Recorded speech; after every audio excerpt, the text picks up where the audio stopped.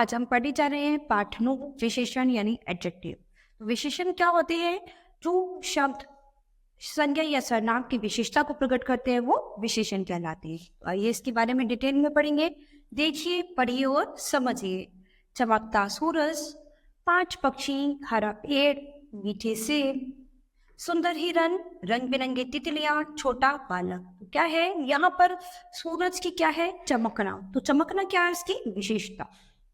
यहाँ पर पक्षी कितने हैं? 5। तो 5 उनकी क्या हो गई? विशेषता हो गई। इसके बाद है पेड़ कैसा है? हरा। तो हरा रंग जो है उसकी क्या है? एक विशेषता है।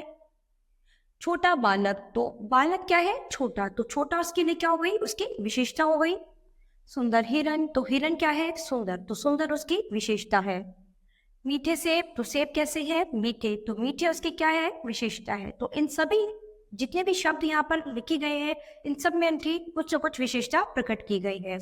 तो उपयुक्त शब्द रंग बिरंगी, 5, चमकता, हरा, मीठे, छोटा और सुंदर शब्द क्रमशः तितलियों, पक्षियों, सूरज, पेड़, सेब, बालक और हिरन की विशेषता बता रहे हैं। अतः ये विशेषण शब्द हैं। तो ये सभी शब्द जो हैं ये क्या है? विशेषण है, क्योंकि ये विशेषता बता रहे हैं। संज्ञा या सर्वनाम की विशेषता बताने वाले शब्दों को विशेषण कहते हैं।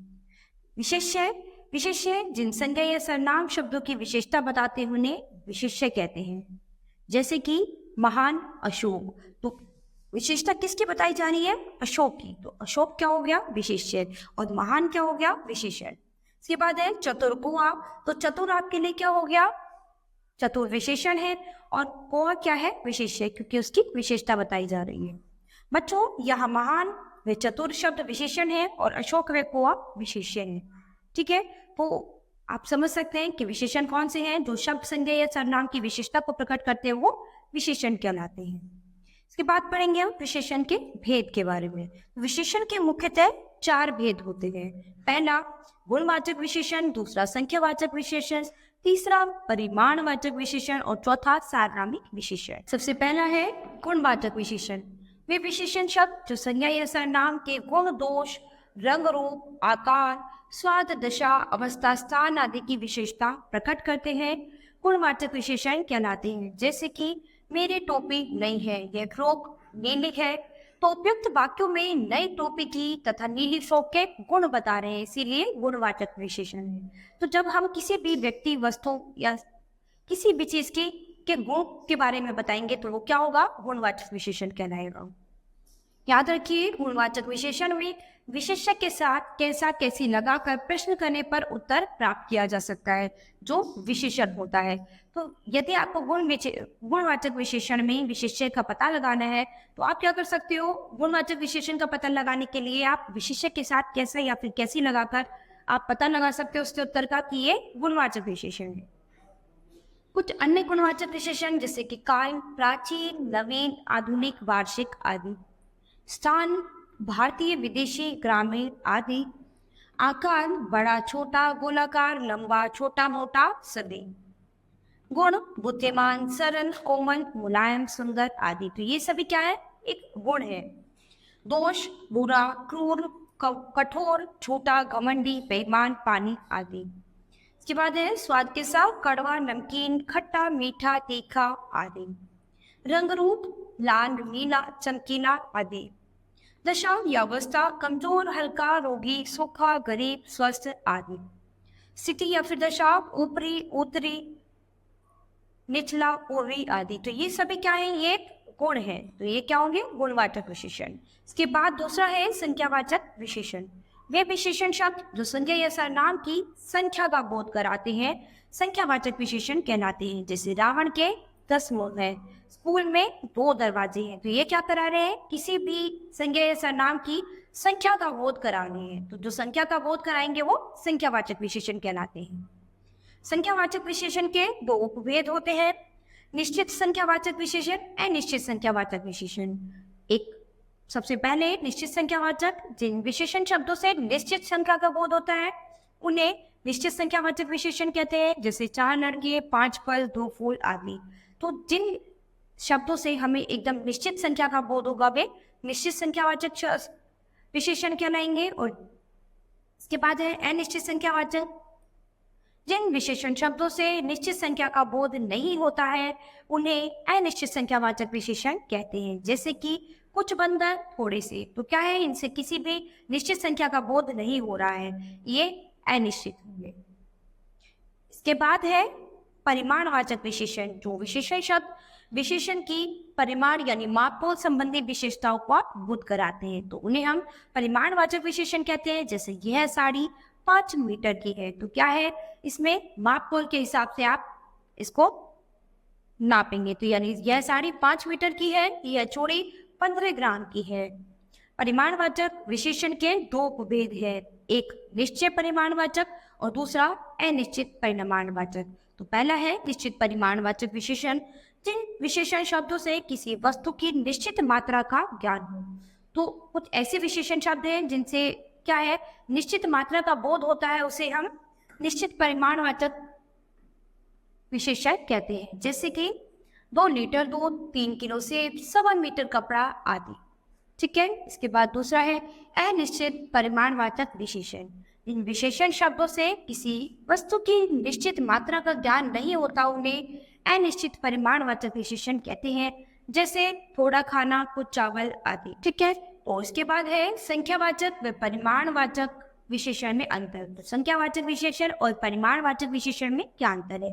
तो संख्यावाचक विशेषण कौन से होते हैं? जिनमें संख्या का बोध होता है।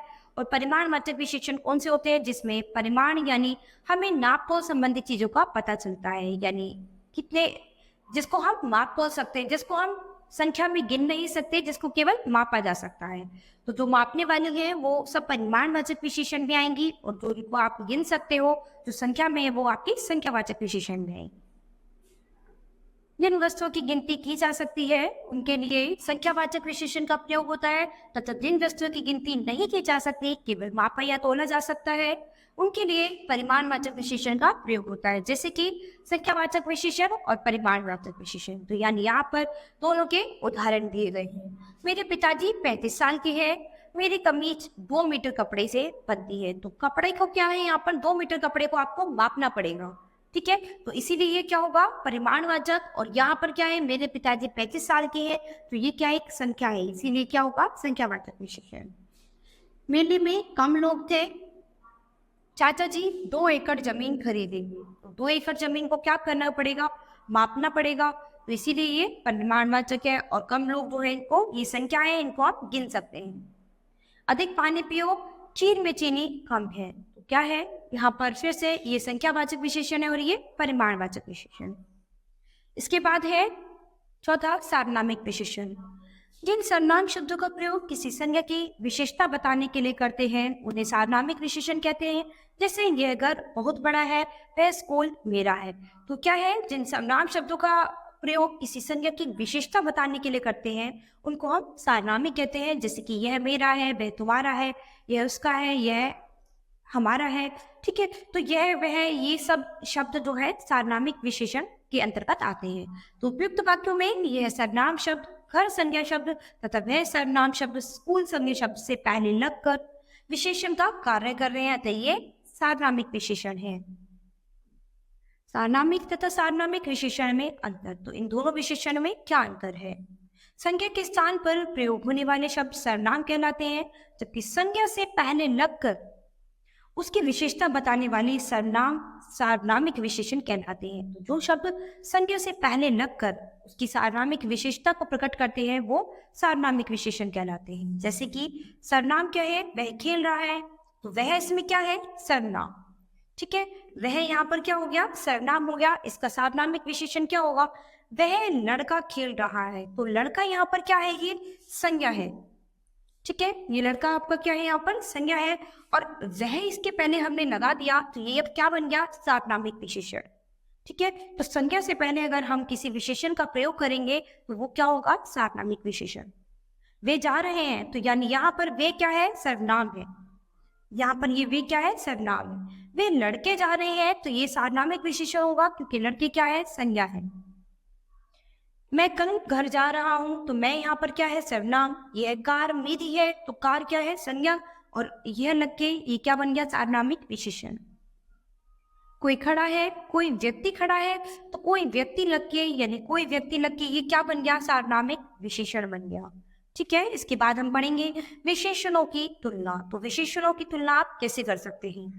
निम्नलिखित वाक्यों को ध्यान से पढ़िए। राहुल अच्छा लड़का है, कपिल राहुल से अच्छा लड़का है, नीतू सबसे अच्छी लड़की है। तो यहाँ पर क्या हो गई? तुलना, कि ये अच्छा है, ये तुलना कर रहे हैं हम यहाँ पर दो की। कपिल राहुल से अच्छा है, यानी दो लोगों की हम आपस में तुलना कर रहे हैं। लेकिन नीतू क्या है? सबसे अच्छी है, यानी इसको इन सभी में सबसे अच्छा बताए। तो यहाँ पर हमने क्या कर दिया? तुलना का काम कर दिया।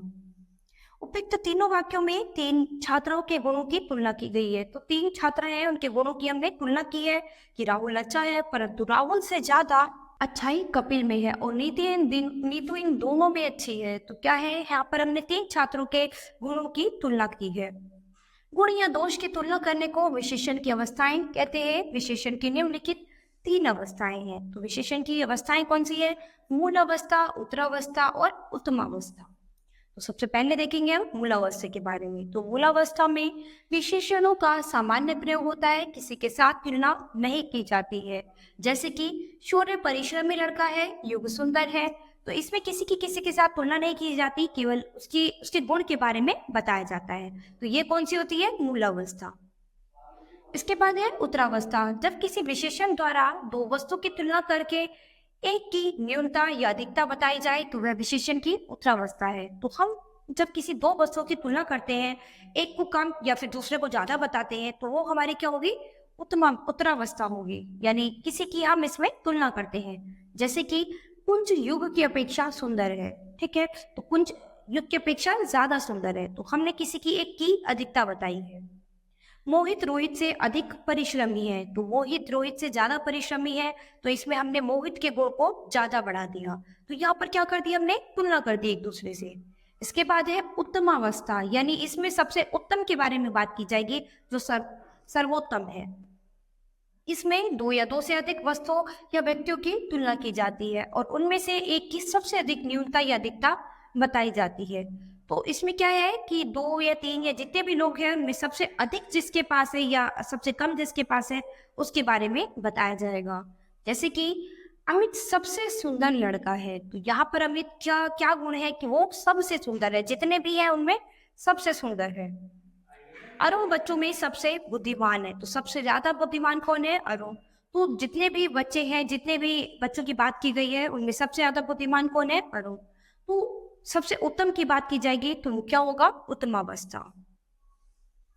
विशेषण की तुलना में संज्ञा या सर्वनाम के आगे से की अपेक्षा की तुलना में आदि शब्दों का प्रयोग किया जाता है। संस्कृत शब्दों में उत्तरावस्था में तर तथा उत्तमावस्था में तम जोड़ दिया जाता है। जैसे मूलावस्था क्या है आपकी? मधुर। इसको अगर हम उत्तरावस्था में चेंज करते हैं तो क्या बन जाएगा? मधुर। लेकिन अगर उत्तमावस्था में चेंज करेंगे तो क्या बन जाएगा? मधुरतम। ऐसे ही सुंदर, तो सुंदर का क्या बन जाएगा? सुंदरतर। और उत्तमावस्था में क्या बन जाएगा? सुंदरतम। सूक्ष्म, सूक्ष्मतर, सूक्ष्मतम। प्रिय, प्रियतर, प्रियतम। गुरु, गुरुतर, गुरुतम। ठीक है, तो इस तरह से आपने मूल अवस्था, उत्तरावस्था और उत्तमावस्था के बारे में पढ़ लिया है। मूल अवस्था जिसमें केवल गुण या दोष के बारे में बताया जाता है। उत्तमावस्था जिसमें दो के बीच में तुलना की जाती है। और उत्तमावस्था क्या है? जिसमें सबसे उत्तम की बात की जाती है। याद रखिए, केवल गुणवाचक, अनिश्चित संख्यावाचक और निश्चित परिमाणवाचक विशेषणों की तुलनात्मक अवस्थाएं होती हैं, अन्य विशेषणों की नहीं। तो इनके अलावा किसी और अन्य विशेषण की क्या है? तुलना नहीं होती। विशेषणों की रचना। विशेषणों की रचना मुख्य रूप से चार प्रकार से की जा सकती है। पहला संज्ञा द्वारा, दूसरा सर्वनाम द्वारा, तीसरा क्रिया द्वारा और चौथा अव्यय द्वारा। तो विशेषणों की रचना करते समय प्रत्यय या उपसर्ग का प्रयोग किया जाता है। सबसे पहला है संज्ञा से विशेषणों की रचना। तो संज्ञा से विशेषणों की रचना कैसे की जा सकती है? जैसे संज्ञा क्या है? पीड़ा, तो इसका विशेषण क्या बन जाएगा? पीड़ित। यहाँ पर संज्ञा क्या है? राष्ट्र, तो इसका विशेषण क्या बन जाएगा? राष्ट्रीय। इसके बाद है सर्वनामों से विशेषण की रचना, यानी सर्वनाम शब्दों से को हम विशेषण में कैसे बदल सकते हैं। तो यहाँ पर सर्वनाम शब्द है मैं, तो इसको विशेषण में बदलेंगे तो क्या बन जाएगा? ये मेरा। तो तुम क्या है? एक सर्वनाम शब्द है, इसको विशेषण में बदलेंगे तो क्या बन जाएगा? तुम्हारा। वह सर्वनाम शब्द है, तो इसको विशेषण में बदलेंगे तो क्या बन जाएगा? ये वैसा। इसके बाद देखेंगे क्रिया द्वारा विशेषणों की रचना, यानी क्रिया शब्दों को हम विशेषण में कैसे बदल सकते हैं। जैसे कि क्रिया क्या है, भागना, और विशेषण क्या बन जाएगा, भगोड़ा। पट क्या है, क्रिया, तो विशेषण क्या बन जाएगा, पठित। इसके बाद है खाना क्या है, क्रिया है, और खाओ क्या बन जाएगा, विशेषण। इसके बाद है पढ़ना, पढ़ना क्या है, एक आपकी क्रिया, और विशेषण क्या बन जाएगा इसका, पढ़ाकू। इसके बाद है अव्यय से विशेषणों की रचना, यानी कुछ अव्यय शब्द है, हमको विशेषण में हम कैसे बदलेंगे। तो अव्यय शब्द क्या है, भीतर, इसको विशेषण में बदलेंगे तो क्या बन जाएगा, भीतरी। बाहर तो क्या बन जाएगा, ये बाहरी। आगे तो क्या बन जाएगा, अगला। ठीक है, तो यहाँ पर हमने अपने विशेषण शब्दों के बारे में पढ़ लिया है। विशेषण शब्द कौन से होते हैं, जो संज्ञा या सर्वनाम की विशेषता को प्रकट करते हैं, वो विशेषण कहलाते हैं, और जिसकी विशेषता बताई जाती है वो विशेष्य कहलाते हैं। और विशेषण के 4 भेद थे, जिनके बारे में डिटेल में हमने इस पार्ट में पढ़ लिया है। तो बच्चों, ये पार्ट हमारा यही खत्म होता है। अब हम अपनी नई क्लास में मिलेंगे अपने नए पार्ट के साथ। धन्यवाद।